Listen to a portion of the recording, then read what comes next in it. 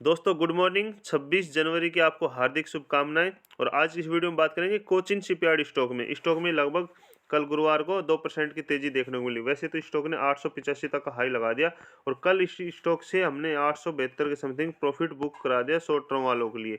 वो इसलिए सर क्योंकि ये स्टॉक हमने टेलीग्राम पे लगभग अक्टूबर के एंड में लगभग 1000 रुपये के प्राइस पे दे रखा था, ठीक है, बाइंग करने के लिए। क्योंकि जो कंपनी की मीटिंग हुई थी स्प्लिट की, उसमें अनाउंसमेंट हुई थी और जो स्प्लिट की रिकॉर्ड डेट आई थी वो आई थी 10 जनवरी, ठीक है। 10 जनवरी को जब रिकॉर्ड डेट आई थी तो वहाँ पे जो स्प्लिट अनाउंसमेंट हुई, यानी कि एक शेयर के 2 टुकड़े हुए थे सर। तो एक शेयर के 2 टुकड़े हुए थे, तो उनके जिन लोगों के पास शेयर थे स्प्लिट के, वैसे तो 3-4 दिनों में आ जाते हैं, लेकिन स्टॉक में तेजी बनी और स्टॉक में लगभग 900 रुपये तक का लेवल जाता हुआ दिखाई दिया।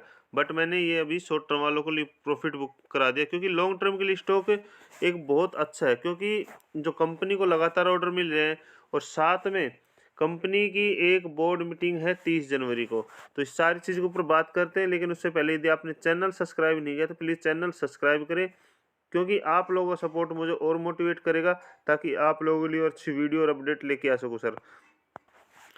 कंपनी ने कल 23 जनवरी 2024 को अपडेट किया था कि एक तो ये ना कंपनी की जो 30 तारीख को बोर्ड मीटिंग है ना, 30 जनवरी को जो बोर्ड मीटिंग है उसमें एक तो considered and approve the standard and consolidate unaudited financial result, यानी कि कंपनी अपने जो भी Q3 के नंबर जारी करेगी, ठीक है, किस प्रकार की कंपनी की सेल रही है, किस प्रकार की कंपनी का प्रॉफिट रहा है, ठीक है, वो डाटा यानी कि नंबर प्रेजेंट करेगी। और साथ में दूसरा part considered the declaration of the second interim dividend, यानी कि कंपनी डिविडेंड के ऊपर चर्चा करेगी। इस साल का उनका सेकंड डिविडेंड रहेगा, ठीक है। तो अब कंपनी कितना देती है कितना नहीं देती है, वो 30 तारीख को जो मीटिंग है जहाँ पे कंपनी अपने नंबर प्रेजेंट करने जा रही है, तो साथ में नंबर प्रेजेंट करेगी और साथ में डिविडेंड के ऊपर चर्चा करेगी। तो ये स्टॉक जिस दिन अच्छी तेजी आने की संभावना रहेगी जिस दिन, तो जिनके पास है होल्ड रखो। शॉर्ट टर्म वालों को मैंने कल ही प्रॉफिट बुक करा दिया टेलीग्राम पे। भाई जो शॉर्ट टर्म वाले काफ़ी उनका लगभग 75% रिटर्न इस स्टॉक से बन चुका है विद इन 3 मंथ में। तो अब जिसके पास है होल्ड रखो। यदि कंपनी के फंडामेंटल 5,930 करोड़ की कंपनी, स्टॉक भी 59, ठीक है। जिस प्रकार के देखो यहाँ पे स्टॉक भी थोड़ी सी महंगी है, बट जिस प्रकार कंपनी के फाइनेंस अच्छे हैं, जिस प्रकार लगातार ऑर्डर मिल रहे हैं, ठीक है, मजबूत कंपनी है, ठीक है, यानी कि ये स्टॉक की जो पी है ना, इस लेवल से आपको महंगी नहीं है। जिस लेवल पे जो कंपनी का फाइनेंस टिका हुआ है, ठीक है, उस लेवल पे महंगी नहीं है।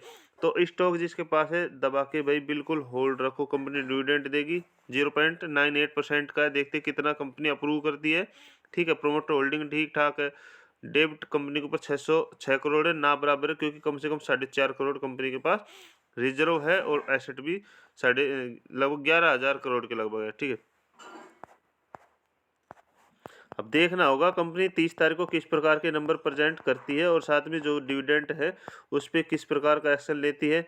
और यदि FIDI का डाटा देखते हैं तो प्रमोटर ने इस बार जो प्रमोटर की तो इसमें होल्डिंग लगभग सेम है, लेकिन एफआई ने कहीं ना कहीं अपना स्टेक घटाया, ठीक है। 5.82% से 4.11 तक ले आया, यानी कि इन्होंने कहीं ना कहीं घटाया। DI ने भी हल्की बिकवाली की है, जो दिसंबर का डाटा इन्होंने अपडेट किया है, बाकी पब्लिक के पास है। और सेम जो प्रोमोटर होल्डिंग है ना, प्रोमोटिंग होल्डिंग वो सेम लगभग सेम है। तो जिसके पास भाई स्टॉक होल्ड रखो, लॉन्ग टर्म वाले खरीदारी कर सकते हो।